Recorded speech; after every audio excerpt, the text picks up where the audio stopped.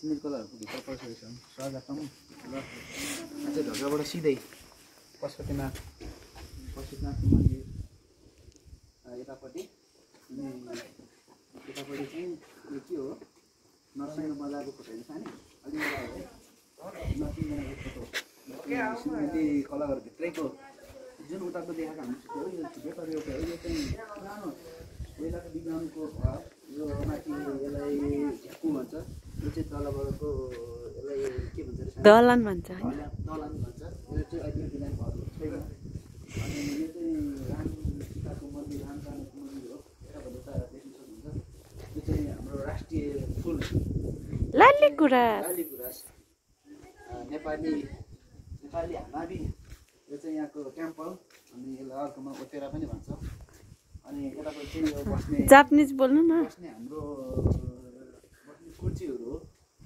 हो त्यो के हो त्यहाँ कुवा हो कि के हो के हो यो चाहिँ हरिपुर भन्ने यो के हो यो चाहिँ मैले खास नदिएको हो तपाईँलाई मैले सिन्धुली कलाभित्रको चाहिँ सम्पूर्ण चिज चाहिँ देखाइरहेको छु सक्नुहुन्छ यो चाहिँ हाम्रो के भन्छ होला यताबाट ढ्याङ्ग्रो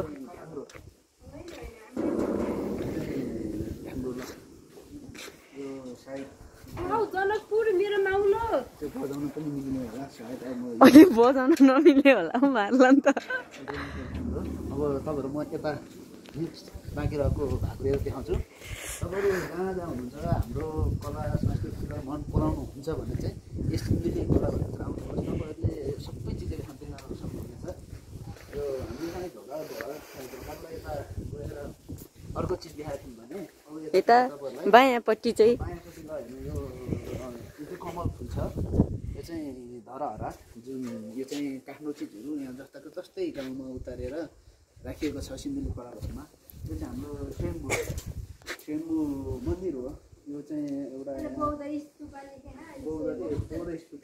स्वयम्भू पनि यता ढलकी छ अनि यो चाहिँ सनाई यो चाहिँ यतापट्टि सक्छ यो चाहिँ यहाँको रहेको सनाई हो यो चाहिँ यस्तरी बच्चाले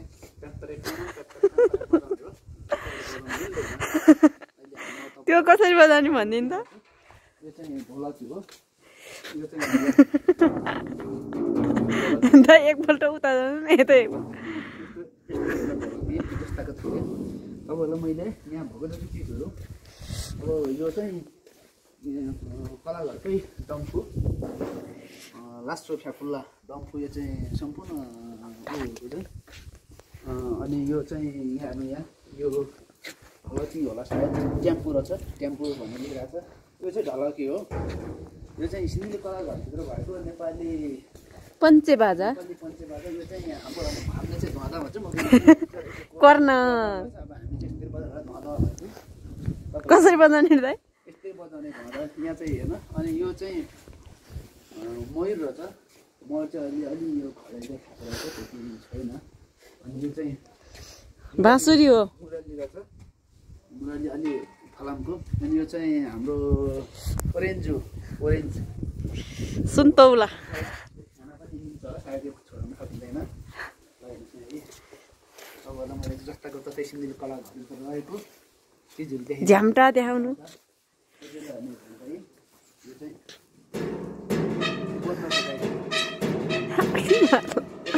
यता हो यो चाहिँ भगवान् गौतम बुद्धको जन्मस्थल लुम्बिनी लुम्बिनीको पनि यो सबै नै ए लुम्बिनी किन जानु पर्यो ए हेरी भइहाल्ने यसको भित्र पनि म तपाईँहरू देखाउँछु सानी म चाहिँ यहाँ लुम्बिनीभित्र पर्छु भने यो चाहिँ भगवान् गौतम पनि तपाईँहरूले देख्न सक्नुहुन्छ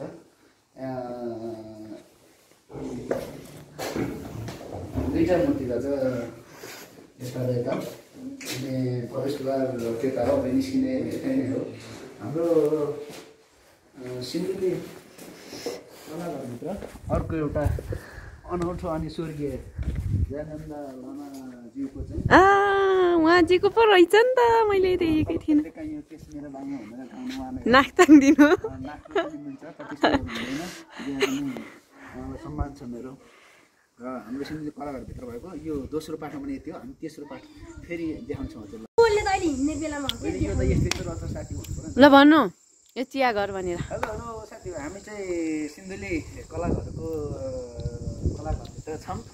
यो चाहिँ यहाँको किटली, यो किटली हो। यो कलाघर चिया भनेर लेखेको छ। यो यहाँ दाउरा हालेको, यो चाहिँ यो किटली हाम्रो उस राम्रो भाषामा भन्नु किटली हो। अनि यो चाहिँ जुन किटलीको यो यहाँबाट त्यहाँ यो चाहिँ कप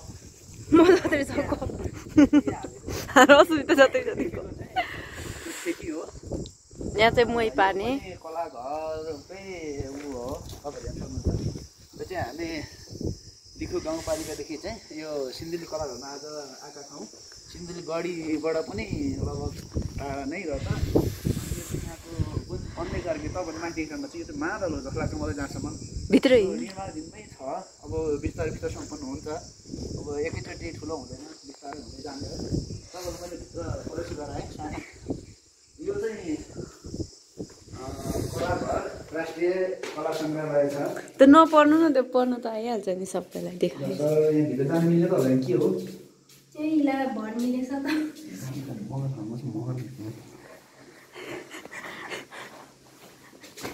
यो भित्र जान मिल्दैन होइन, प्रवेश निषेध। यहाँ चाहिँ सिसी क्यामेरा मलाई भिडियो गर्नु छ नि। र यो चाहिँ पुरानो चिजहरू ल हेर्नुहोस्। यहाँ हामी चाहिँ यो खलढुङ्गाको लेखु गाउँपालिकादेखि आएर यहाँ चाहिँ यो हस्तकला सामग्रीहरू तपाईँहरूले हेर्नु सक्नुहुन्छ। हामी छुन चाहिँ नछौँ। यो चाहिँ बाँसको जरा अनि रुखको ठुटाबाट बनेको चिजहरू चाहिँ यहाँ कलाघरभित्र छ। अलिक टाढा छ तर एकदम राम्रो स्पेसल। के भन्छ त्यसलाई, म इङ्ग्लिस त खासै जान्दिनँ। अब अरू भाषामा भन्नु क्या, त्यही हामी गाइडमा राख्छौँ। यो चाहिँ हामी यो चाहिँ पहिला गएर लगाएको होला, पुलियो कम भएर सुकिन लगाएको होला। यो चाहिँ यहाँ सबै ल यहाँ भएको यति हो साथी हो। तपाईँलाई मैले जस्ताको जस्तै भिडियो देखाइदियो। अर्को भिडियोमा पनि देखाउँछु। फोटो नखिच्नु हो। सरङ्गी रेटेसी जानै मन लाग्दैन तिमीलाई देखेसी। अस्मिता चरा त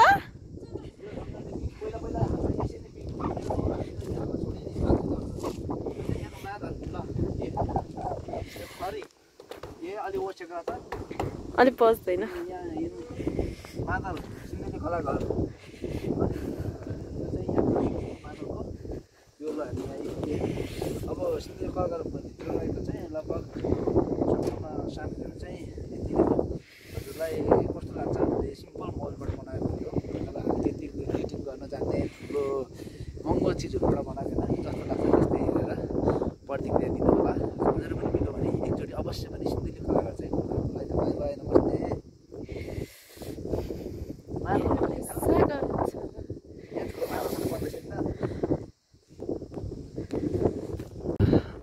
राष्ट्रिय कला महोत्सव सिन्धुली कलाघर राष्ट्रिय कला सङ्ग्रहालय सिन्धुली कलाघर। घुमाउने घर भने के हो ल, घुमाउने घर ल हेर्नुहोस्।